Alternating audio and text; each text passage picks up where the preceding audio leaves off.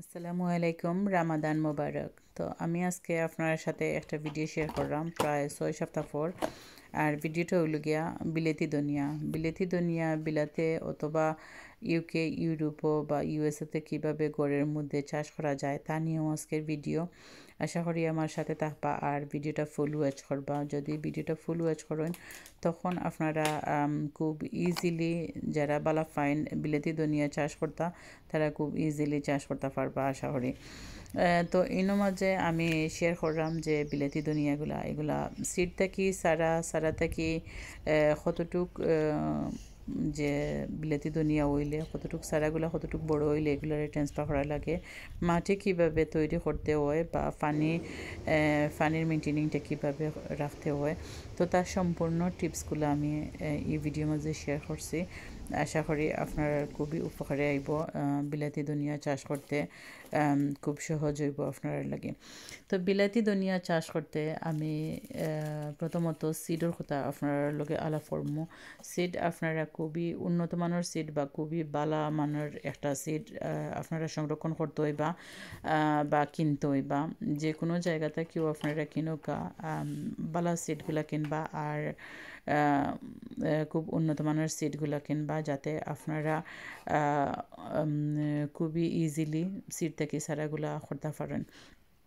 তো এখন দেখতে পারা যে একটা কন্টেনার নিচে এটাও লগি একটা কেগর কন্টেনার, আর কেগর কন্টেনারের নিচে দিয়ে আমি কোনো হোল করছি না, জাস্ট আমি উপরে দিয়ে সাইড থেকে ফার্স্টটা হোল করছি যাতে অক্সিজেনটা ভিতর থেকে বাইরে যায় আর ভিতরে ভিতরে দিয়ে আবার নাইট্রোজেনটা নিতে পারে প্লান্টগুলায়।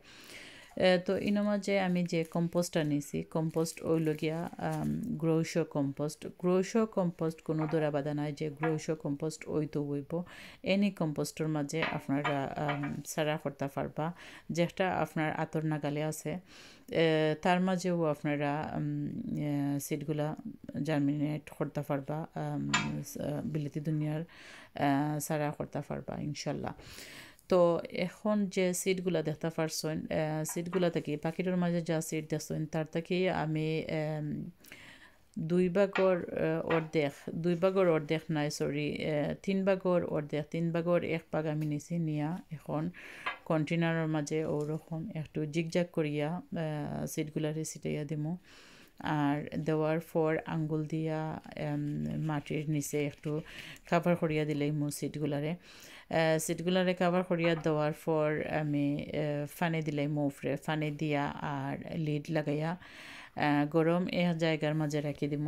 গরম জায়গার মাঝে রেখে দিলে তখন সিডগুলা আস্তে আস্তে জার্মিনেট হইব। আর সিডগুলা বিলেতি দুনিয়ার সিড ঘাবড়াইবার কোনো কারণ নাই, অনেকটা লেটে জার্মিনেট হয়, প্রায় 15 ডেজ অথবা 20 ডেজ লাগে, 15 থেকে 20 দিন লাগে সিডগুলা জার্মিনেট হইতে। তার বাদেও এসবগুলা জার্মিনেট হয় না একসাথে, ধীরে ধীরে সবগুলা জার্মিনেট হইব। প্রায় 1 মাস পর্যন্ত দেখছি আমি যদি সিড থাকে ভিতরে সবগুলা জার্মিনেট হয়।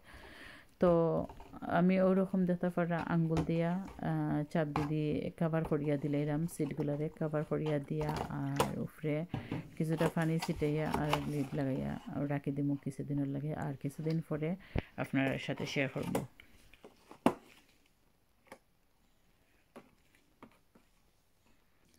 তো আজকে 15 ডেজ পরে প্রায় 15 দিন পরে আবারও কন্টেনারটা আমি আপনার লগে শেয়ার করলাম। মাশাল্লাহ সিটগুলো জার্মিনেট হয়েছে, কিছুটা সিট জার্মিনেট হয়েছে, সবগুলা এখনও হয়েছে না, ইনশাল্লাহ হইব সবগুলা। ধীরে ধীরে সবগুলোও জার্মিনেট হইব। 15 দিনে অতটুকু জার্মিনেট হয়েছে, বাকিগুলো হইব। তো কন্টেনারের লিডটা আমি ওরকম লাগাই রাখি দিই। আর যে গাম দেখতে পাররা গামিয়া ফানি ফোড়ে যে প্লান্টর মাঝে ছোটো ছোটো যে সারার মাঝে ফানি ফোড়ে আর মাটিটাও ময়েশ্চারাইজ থাকে। তো ইনশাল্লাহ সবগুলা সিড জার্মিনেট হইব। তো কিছুদিন পরে আবারও আমি আপনার লোকে শেয়ার করলাম। তো আজকে আরও 6 উইক্স পরে দেখা প্রায় 6 সপ্তাহ হয়ে গেছে। আজকে 6 সপ্তাহ পরে দুনিয়াগুলা অতটুকু হয়েছে। অত বড় হয়েছে। তো এখন এগুলারে আমি ট্রান্সফার করবো, সবগুলারে নাই। এক খান্দা থেকে আমি কিছুটা ধনিয়া সারাগুলারে তুলিয়া নিয়ে অন্য পটর মাঝে 2টা কন্টেনারের মাঝে নিয়ে আমি ট্রান্সফার করবো। এগুলারে ট্রান্সফার করিয়া দিলে খুব দ্রুত এগুলা বড় হইব।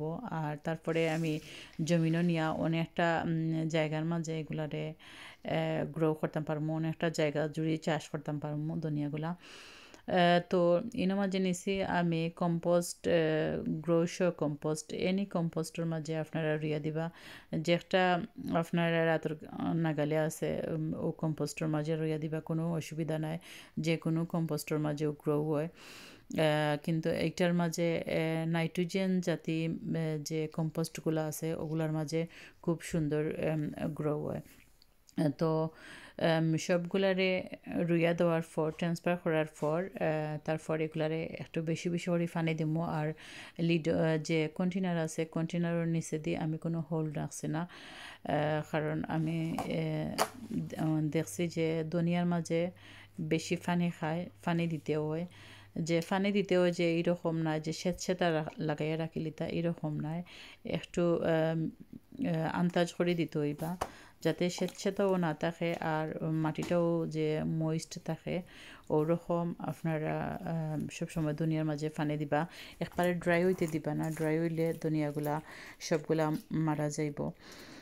তো ওরকম দুনিয়াগুলা পানি দিয়া আর একটু সূর্যের আলোর মাঝে রাখি দিবা। তো ছোটো ছোটো দুনিয়ার চারাগুলা যখন ট্রান্সফার করিয়া দিবা তখন দেখবা খুব দ্রুত লম্ব হইব, ওরকম লম্ব হইব। তখন আপনারা উইন্টার যাইব, কি উইন্টার গিয়া আপনারা সামার আইব, সামার টাইম আইব। আর সামার টাইম আইলে আপনারা এগুলারে নিয়া গার্ডেনও নিয়ে শিফট করে দিতে পারবা, গ্রাউন্ডও দোকা আর কোনো ক্যারেটও দোকা রইতে পারবা। আর মাটিটা সুন্দর করে মিক্সার করবা। এর মাঝে আমি নিছি গোবর সার 60% আর 40% নিছি গার্ডেনের মাটি।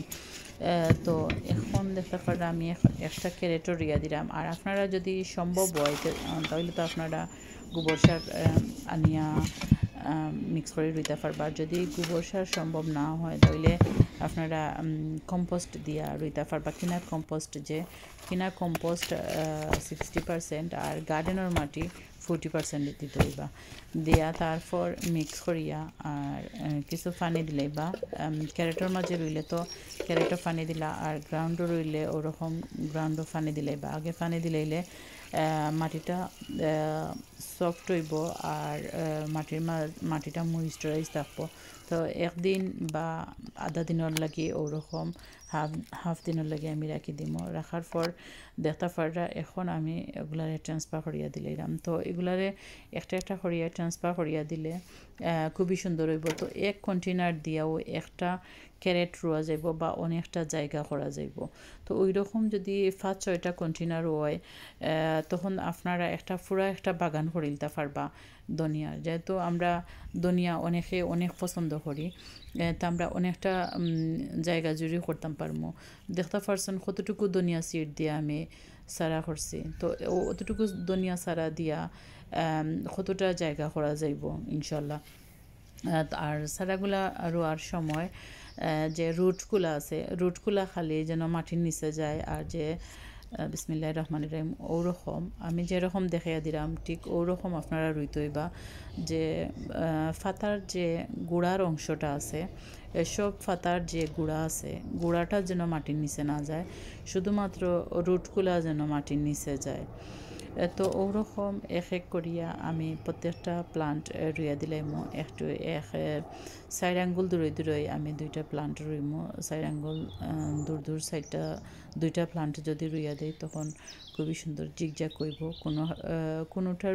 কোনো মাটির নিচে দিমো একটা যে একটা বড় সারা আছে, একটার মাঝে একটা যে একটা ছোটো ছোটো সারা আছে, এগুলোর মাঝে 2টা। তো ওরকম সারাগুলো আমি ট্রান্সফার করছি। ওরকম ট্রান্সফার করিয়া সারাগুলো রেখে দিবা আর ফানে দিবা, রীতিমতো একবারে শুকাইতে দিবা না।